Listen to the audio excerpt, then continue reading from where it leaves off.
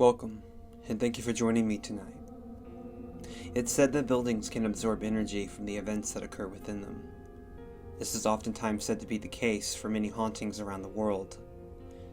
The reality and fiction are nearly impossible to tell apart in these circumstances, and like all things, the truth lies somewhere in the middle. Tonight, on the very first episode of a series I'm calling Full Moon Fables, we dive into a decades-old murder mystery from Kentucky's dark history. Greed, lust, and delusions of the mind, all combined in this tale where an extravagant mansion becomes the site of a gruesome murder.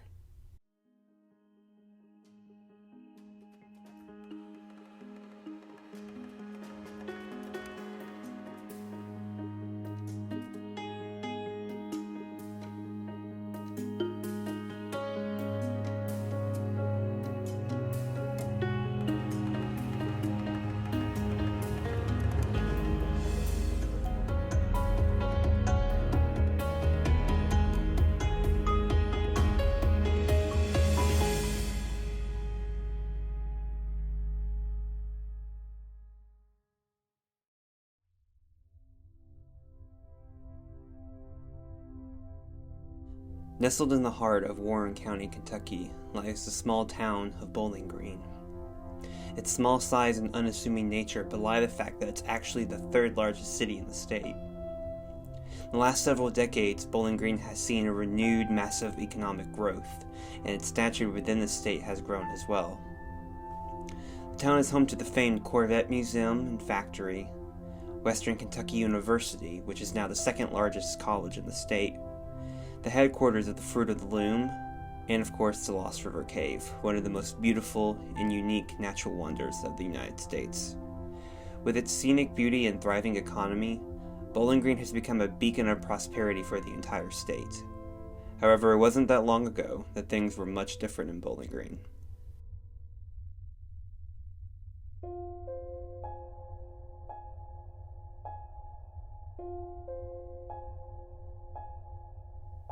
Dr. Charles Martin and his wife, Martha, lived on the outskirts of downtown Bowling Green in an elegant yet imposing mansion across the street from Fairview Cemetery, where they raised their son, Stonewall Martin. The mansion, where the Martins would live for 30 years, was bought by the family in 1918 and was considered a local landmark by the population during this time. The Martins were well known in the community for the parties that they threw at the mansion, and on more than one occasion, they may have used one of these parties to set up their son, Stonewall, with someone that he could potentially marry. Though as the years grew by, their efforts became more and more fruitless, and Stonewall Martin would find himself a bachelor at the age of 52. Harry Edward Kilgore was born on February 28, 1923. He lived in Glasgow, Kentucky, and much like the Martins, the Kilgores were also well known within their hometown, as Harry's grandfather owned the local town newspaper.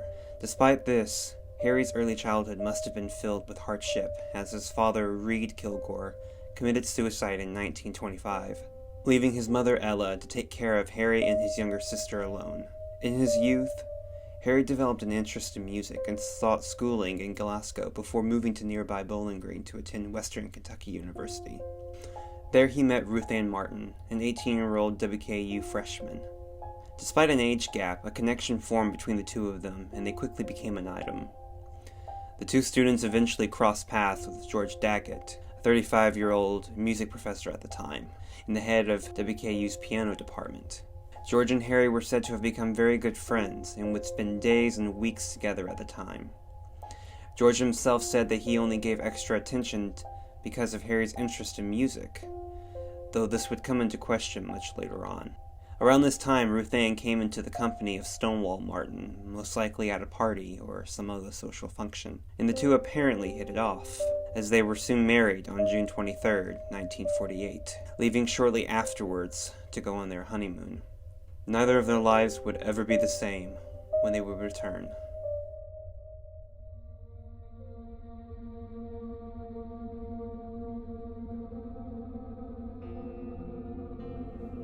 Just a few days after Ruth and Stonewall Martin left Bowling Green on June 29th, under the cover of darkness, Harry Kilgore drove his car to a wheat field close by Fairview Cemetery. He then grabbed a revolver and walked the remaining distance to the home of Charles and Martha Martin. He broke through the front door and entered the home, where he caught Dr. Martin by surprise in the front hallway. Without hesitation, Harry fired several shots into the back of Dr. Martin's head. Dr. Martin attempted to flee upstairs, but the 80-year-old retired physician was no match for Harry, and as he fled back into his bedroom, Harry Kilgore fired several more shots into the doctor. Harry then shot Martha Martin in the back of the head as well when she attempted to flee. Evidence collected by the police and Harry's later confession showed that Harry spent a great deal of time inside of the Martin home after committing the murders. He allegedly tormented the Martins even further, even in death, by abusing their corpses with a flashlight and shooting them both several more times. After stealing some personal effects from the family, Harry left the Martin home and later told police that he disposed of the gun by throwing it into the Barron River as he fled Bowling Green and drove back to Glasgow. Once there, he sought refuge with his mother, Ella Kilgore, and would wait for the police to arrive the next day. That following morning, at 7 a.m., the bodies of Dr. Martin and his wife were found by two workers who were scheduled to be on the property that morning.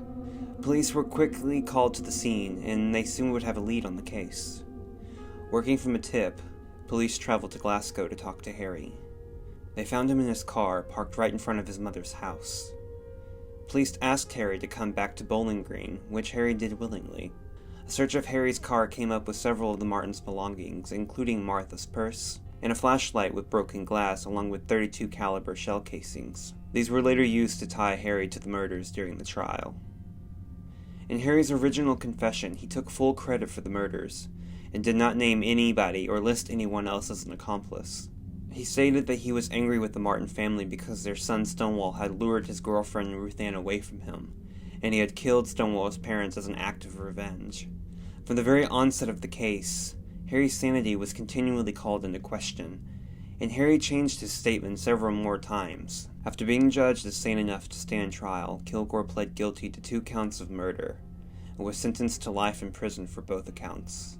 But 14 months later, after his trial and sentencing had been completed, Kilgore would make a surprise confession that would send ripples throughout the case, and pose questions that remain unsolved to this day. Despite originally claiming that he had gone into the murders without an accomplice, Harry Kilgore now claims to have had an accomplice the entire time. His accomplice? 35-year-old George Daggett. According to Harry's new confession, George Daggett and Harry concocted a plan for both of them and Harry's girlfriend, Ruth Ann, to lure in Stonewall Martin and use him to steer his parents' vast estate. Ruth Ann was to marry Stonewall, then George and Harry were to murder both of Stonewall's parents, so their assets would be transferred to Stonewall. After some time, then they were to murder Stonewall and have Ruth Ann inherit the entire estate. The 3 of them were then to share the money and live together in luxury for the rest of their lives. Based off of Harry's testimony, an indictment of accessory and extortion was handed down on George Daggett. For his part, George fiercely denied the allegations, and provided a timeline of the events, including an alibi for himself on the night of the 29th. George stated that Harry came to his apartment very distraught, and asked the professor to come to the university with him. The two made their way to the music building, but left after seeing that the building was occupied.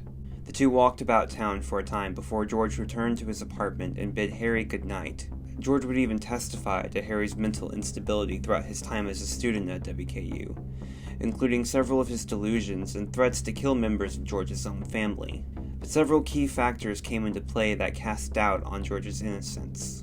Most damningly, Harry testified that the revolver used in the murders was stolen from a former roommate of George Daggett's. The gun was reported stolen about 6 months before the murders and 4 months after George had moved out of the property. Friends and students reported seeing George and Harry together on campus quite a lot before the murders, though George continued to assert that he was just helping shepherd Harry's growing interest in music. George Daggett would resign from his position at WKU as his trial commenced, and he would later be found guilty by a jury of his peers and sentenced to 11 years in prison. However, his conviction would later be overturned due to a lack of evidence, and another trial would end in the exact same outcome. The prosecuting attorney was eventually forced to dismiss the charges against George, claiming that he believed that George had been the mastermind behind the plot, but had been unable to prove it in court. George Daggett fled Kentucky after the trial and moved to Detroit. He apparently found work as a piano player in some jazz bars, and would spend the rest of his life there until dying of a heart attack in 1963, although the circumstances surrounding his death remain a mystery to this day.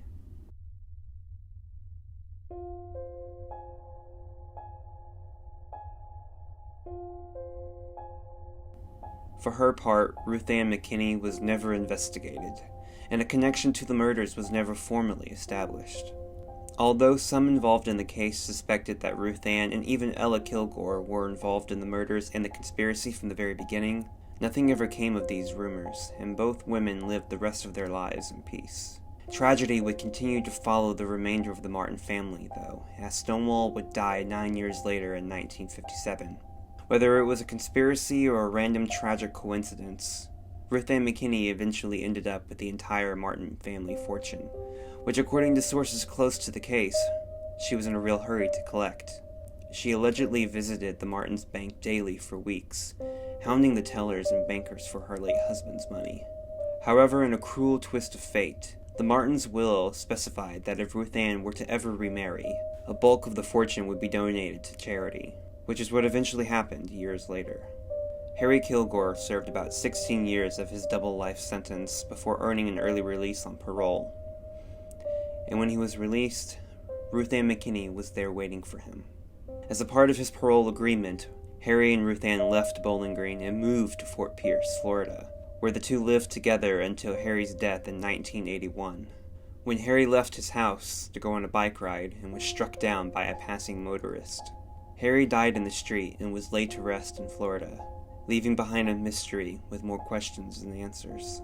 The murders were a big news story in Bowling Green and all over Kentucky, with many reporters and journalists from the surrounding towns traveling to Bowling Green daily to cover the story and trial. Questions surrounding the case still remain today, and documents from the original court transcripts can be seen at the WKU Kentucky History Museum. As for the town itself, Bowling Green moved forward and has become a symbol of Kentucky's renewed economic growth. The mansion that the murders were tragically killed in still stands today, and has exchanged hands several times since the murders. The house has become infamous in Bowling Green's history and is referred to as a murder mansion by locals in reference to its bloody past. Mythology of sorts has developed around the house in the decades since. It was reported that when the house was sold in the 60s after remaining vacant since the murders, bloodstains could still be found on the hardwood floors. And as is typical for such crimes, rumors of paranormal activity and hauntings have persisted ever since. Though these claims remain unsubstantiated and have been refuted by previous owners since then. It seems, despite moving on and establishing a new identity for itself, Bowling Green and the murder mansion will never be able to quite escape the shadow of its violent history. This story ends on an unexpected and somewhat poignant note. While I was doing my original research for this case years ago, somebody close to Fairview Cemetery reported back to me that Ruth Ann McKinney had been back to Bowling Green as recently as 2012, and had checked to make sure that her grave marker next to Stonewall Martin was still open and free. It seems, despite the tragic events that have marked her life since marrying Stonewall Martin, and the rumors of her involvement in the murders, Ruth Ann did hold some sort of affection for her late husband. It should also be noted that although they lived together for many years, Harry Kilgore and Ruth Ann McKinney were never officially married. Ruth Ann would be the last survivor of the Martin murder saga, as she passed away in November of 2017. Whatever role she may or may not have played in all of this, let us hope that Ruth Ann and the rest of the Martin family have finally found their peace.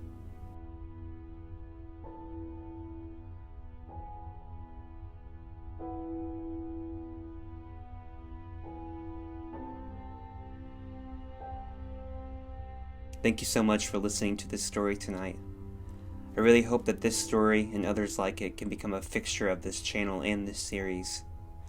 Stories where fact is indistinguishable from fiction, and where the truth lies somewhere where the lines of legend and reality blur together.